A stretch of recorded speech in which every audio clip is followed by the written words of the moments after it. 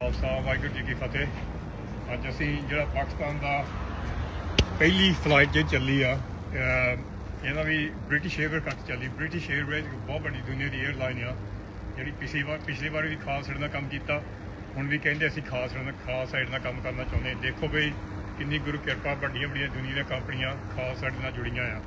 ਇਹ ਜਿਹੜੇ ਪਾਇਲਟ ਦੇਖੋ ਕਿੰਨੇ ਪਾਇਲਟ ਆ ਇੱਥੇ ਕਾਹਾਂ ਤੱਕ ਆ। ਇਹਦੇ ਵਿੱਚ ਮੇਰੇ ਖਿਆਲ ਕਿੰਨੇ ਪਾਇਲਟ ਹੋ ਗਏ ਜੀ ਅਮਨ? 16 ਪਾਇਲਟ ਆ। 14 ਪਾਇਲਟ ਵਿੱਚ ਤੰਬੂ ਆ ਗੁੱਡ ਕੁਆਲਿਟੀ ਦੇ, ਤੇ ਇਹਦੇ 2 ਪਾਇਲਟ ਹੈਗੇ ਜਿਹੜੇ ਪਈ ਸ਼ੂਜ਼ ਆ, ਟ੍ਰੇਨਰਸ ਆ, ਜਿਹੜੇ ਪਈ ਲੈਜਰ ਜੁੱਤੀਆਂ ਜਿਹੜੀਆਂ ਹੁੰਦੀਆਂ, ਕਿਉਂਕਿ ਸਾਨੂੰ ਕਿਸੇ ਨੇ ਨਵੀਆਂ ਡੋਨੇਟ ਕੀਤੀਆਂ ਸੀਗੀਆਂ। ਤੇ ਬ੍ਰਿਟਿਸ਼ ਏਅਰਵੇਜ਼ ਕਹਿੰਦੇ ਤੁਹਾਡੇ ਅਸੀਂ ਇਹ ਫਲਾਈਟ ਟੋਟਲੀ ਫ੍ਰੀ ਲੈ ਕੇ ਜਾਵਾਂਗੇ ਪਾਕਿਸਤਾਨ ਨੂੰ। ਹੁਣ ਇਹ ਮੇਰੇ ਖਿਆਲ ਕੱਲ੍ਹ ਪਰਸੋਂ ਚੱਲ ਜਾਣੇ ਪਾਕਿਸਤਾਨ ਨੂੰ, ਤੇ ਮੁੜ ਕੇ ਫਿਰ ਸਾਨੂੰ ਕਿਹਾ ਗਿਆ ਜੀ ਕੋਈ ਲੋੜ ਆ ਦੱਸਿਓ, ਉਹ ਵੀ ਅਸੀਂ ਸੋਚ ਰਹੇ ਹਾਂ।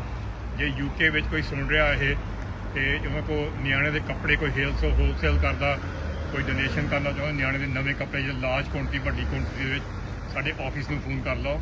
ਆਫਿਸ ਨੰਬਰ ਹੈਗਾ 01753 567 457। ਮੁੜ ਕੇ ਫਿਰ ਕਹਿੰਦਾ 01753 567 457। ਸੋ ਮੇਰੀ ਇਹ ਅਪੀਲ ਹੈ, ਜੇ ਕੋਈ ਕੰਪਨੀ ਆ ਵੱਡੇ ਲੈਵਲ ਤੇ ਲਾਰਜ ਕੁਆਂਟੀਟੀ ਬੱਚਿਆਂ ਦੇ ਕੱਪੜੇ ਦੇਣੇ ਚਾਹੁੰਦੀ ਆ, ਤੇ ਅਸੀਂ ਫਿਰ ਉਹ ਲੈ ਕੇ ਜਾ ਸਕਦੇ ਪਾਕਿਸਤਾਨ ਨੂੰ ਬ੍ਰਿਟਿਸ਼ ਏਅਰਵੇਜ਼ ਨਾਲ। ਸੋ ਅੱਜ ਜਿਹੜੇ ਕੰਮ ਦੇਖੋ ਇੱਥੇ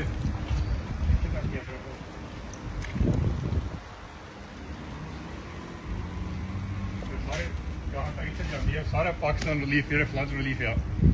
ਅਸੀਂ ਉਹਨਾਂ ਧੰਨਵਾਦੀ ਜਿਹਨਾਂ ਨੇ ਇਹ ਟੈਂਟਸ ਤੇ ਹੋਰ ਜਿਹੜੇ ਪਈ ਸ਼ੂਜ਼ ਡੋਨੇਟ ਕੀਤੇ।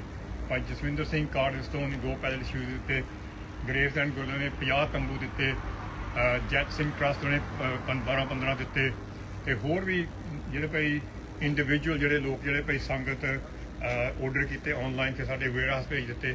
ਹੁਣ ਸਾਡੀ ਤੰਬੂਆਂ ਦੀ ਜਿਹੜੀ ਅਪੀਲ ਬੰਦ ਆ। ਹੁਣ ਨੈਕਸਟ ਅਪੀਲ ਦੇਖਾਂਗੇ, ਜੇ ਕੋਈ ਸਾਨੂੰ ਵੱਡੀ ਕੁਆਂਟੀਟੀ ਬੱਚਿਆਂ ਦੇ ਕੱਪੜੇ ਡੋਨੇਟ ਕਰ ਸਕਦਾ ਉਹ ਅਸੀਂ ਭੇਜ ਸਕਦੇ ਹਾਂ। ਤੇ ਅਸੀਂ ਜਿਹੜੇ ਸਾਡੇ ਸੇਵਾਦਾਰ ਲੱਗੇ ਉਹ ਦਿਨ ਦਿਹਾੜੀ, ਅਮਨ ਪਿੱਛੇ ਲੱਗਾ ਆ, ਮੈਂ ਤੁਹਾਨੂੰ ਅਮਨ ਵੀ ਦਿਖਾ ਦਾਂ ਕਿਉਂਕਿ ਚੰਗਾ ਲੱਗਦਾ ਵੀ ਅਸੀਂ ਕਰਦੇ। ਹਾਂਜੀ, ਇਹ ਨਹੀਂ ਪਈ ਇਕੱਲਾ ਮੈਂ ਹੀ ਸਾਰਾ ਕੁਝ, ਮੈਂ ਤਾਂ ਕੁਝ ਕਰਦਾ ਨਹੀਂ, ਇਹ ਸਾਰੇ ਕਰਦੇ ਆ। ਇੱਧਰ ਵੀ ਖੜੇ ਸਾਡੇ ਸੇਵਾਦਾਰ, ਤੇ ਇਹ ਸਾਰਾ ਕੁਝ ਨਹੀਂ ਤਿਆਰ ਕੀਤਾ।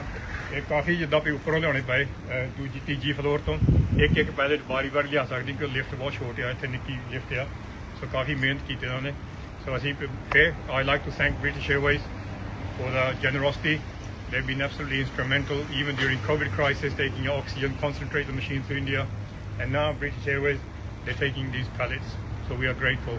And ਤੁਹਾਡੀ ਸੰਗਤ ਦਾ ਬਹੁਤ ਧੰਨਵਾਦ, ਤੁਸੀਂ ਖਾਸ ਨਾਲ ਜੁੜੇ ਹੋ, ਤੁਹਾਡੇ ਕਰਕੇ ਜੋ ਕਰਦੇ ਕਰ ਸਕਦੇ, ਸੋ ਤੁਹਾਡਾ ਬਹੁਤ ਧੰਨਵਾਦ ਜੀ। ਵਾਹਿਗੁਰੂ ਜੀ ਕਾ ਖਾਲਸਾ, ਵਾਹਿਗੁਰੂ ਜੀ ਕੀ ਫਤਿਹ।